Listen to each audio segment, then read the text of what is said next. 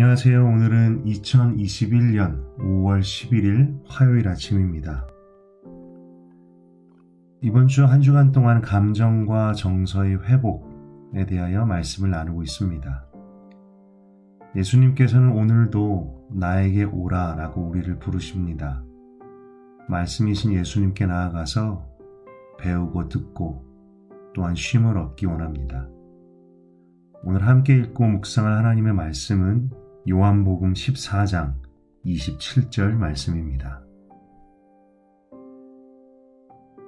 평안을 너희에게 끼치노니 곧 나의 평안을 너희에게 주노라. 내가 너희에게 주는 것은 세상이 주는 것과 같지 아니하니라.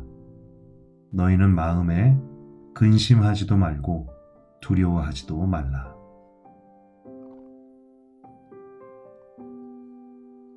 어떤 역사학자의 연구 결과 지난 3,500년간 인간의 역사 속에서 전쟁이 없었던 평화의 기간은 286년 밖에 되지 않는다라고 합니다.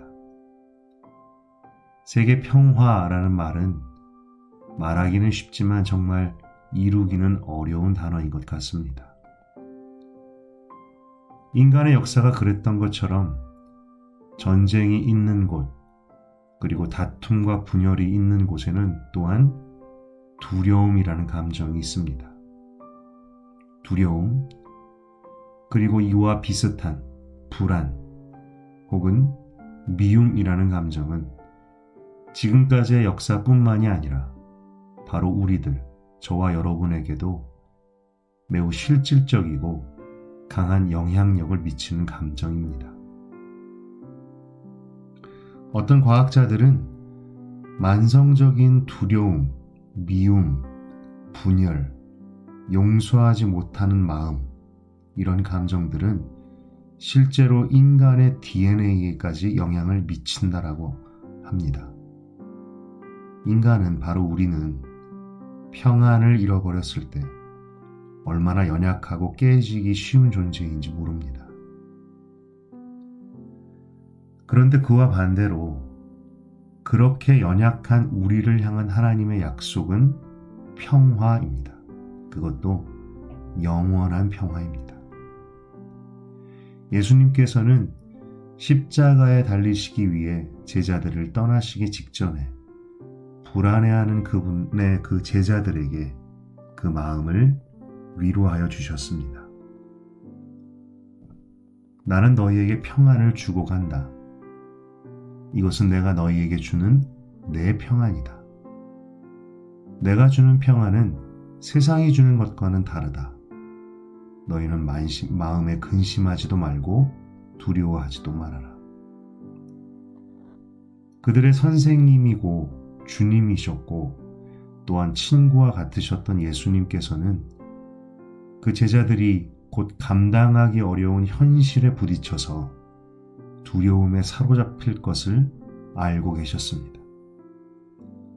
그들이 더 이상 그들이 믿고 따르던 선생님을 만질 수도 없고 만나서 대화할 수도 없을 것이라는 것, 그리고 그 선생님의 죽음이라는 충격적인 사실을 직면하게 될 것이었습니다.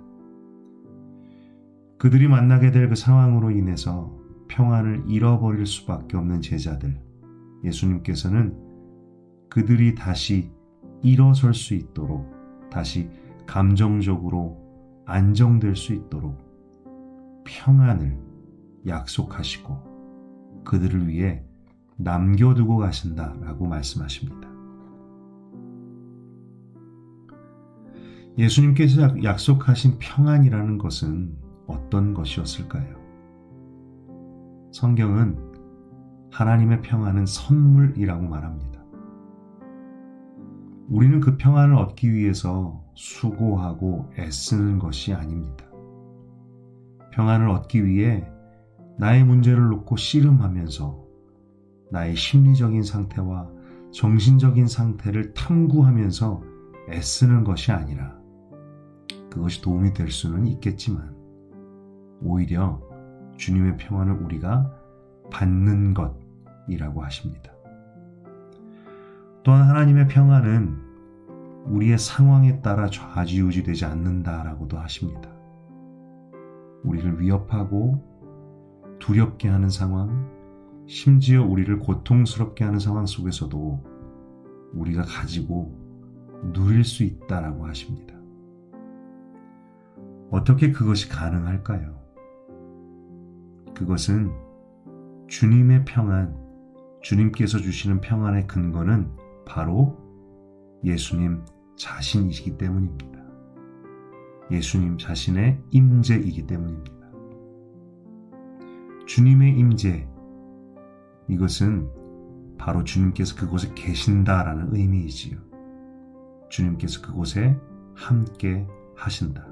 이것이 바로 평안의 근거입니다. 복음서에 기록되어 있는 예수님께서 물 위로 걸으셨던 기록, 요한복음 6장을 보면 풍랑 위에서 고생하던 제자들에게 예수님께서 물 위로 걸어오셨을 때 두려움에 떨고 있던 제자들에게 예수님은 내니 두려워하지 말아라 라고 말씀하십니다. 얘들아, 나다. 두려워하지 말아라. 제자들이 두려워하지 말아야 할 이유, 그것은 바로 예수님께서 그곳에 계셨기 때문이었습니다. 예수님이 그들과 함께 하셨기 때문에. 한 주간 동안 우리는 감정의 변화와 회복에 대하여 말씀을 묵상하고 나눕니다. 주일 말씀을 통해서 들었던 것처럼 감정 자체는 좋고 나쁘고 긍정적이고 부정적인 그런 것이 있는 것은 아니지만 우리는 감정들에 너무나 속기가 쉽고 우리를 조종하기도 하는 이런 감정들, 우리의 평안을 쉬 깨뜨리는 감정들, 우리가 이런 감정들에 휘말리지 않고 마음속의 평안을 누리려면 우리는 우리 마음의 시선을 예수님께 두는 연습을 해야 합니다. 감정 자체에 시선을 두지 않는 연습, 상황으로 인해 커지는 우리 속의 감정들, 두려움과 불안, 초조함 같은 혹은 다른 사람에 대한 미움까지도 그 감정 자체에 초점을 두지 않는 연습이 필요합니다. 또한 상황에 시선을 두지 않는 연습도 필요합니다.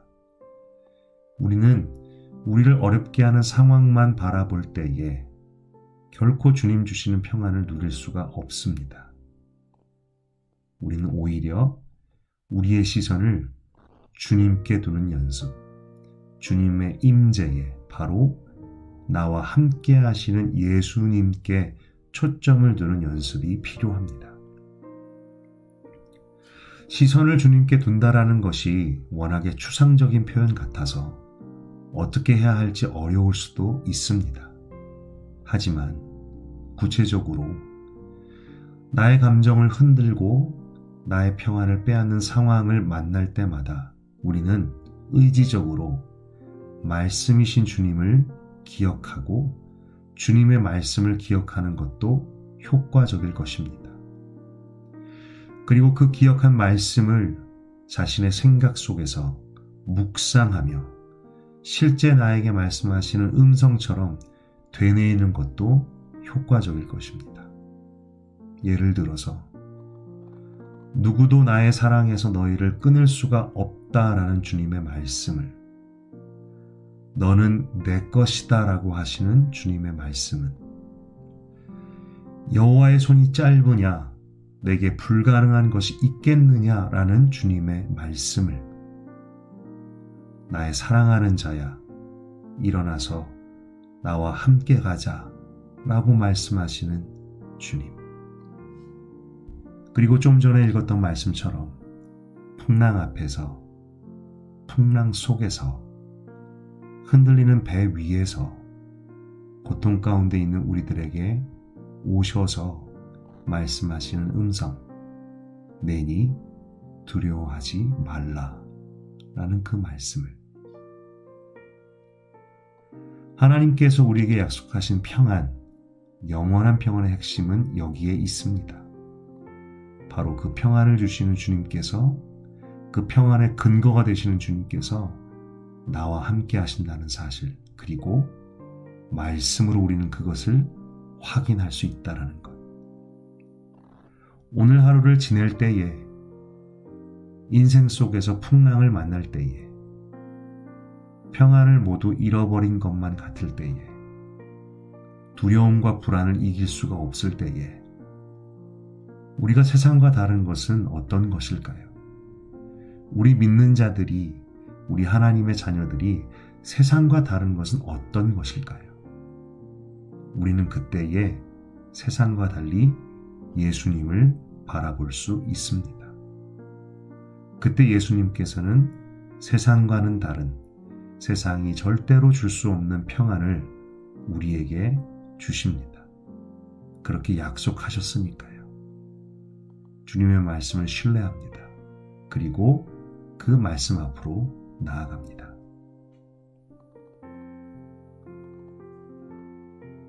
다음의 질문들을 가지고 함께 묵상하기 원합니다. 당신은 평안하십니까? 두려움과 불안, 초조함, 미움과 용서하지 못하는 마음 등 당신의 평안을 흔드는 감정들에 휩싸일 때 어떻게 반응하십니까? 그런 때에 당신이 붙들 수 있는 주님의 말씀은 어떤 것이 있을까요? 함께 묵상하며 기도하기 원합니다.